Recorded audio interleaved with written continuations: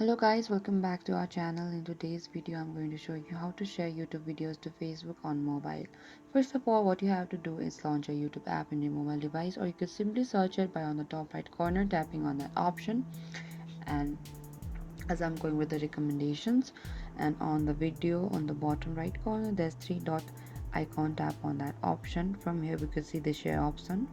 Just below the save to playlist, tap on that option, and from here on the share option we could see we need to slide a bit from here, and we could see the Facebook option right over here that says news feeds, your groups, or other option. Or if you want more other option, what you have to do is tap on the more, and from here as I'm selecting the Facebook, and you'll be getting two options.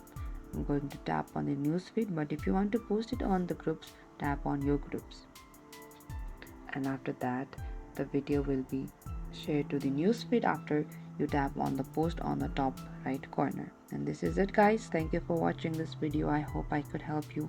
Do not forget to like, subscribe, and hit the bell notification icon for more upcoming uploads.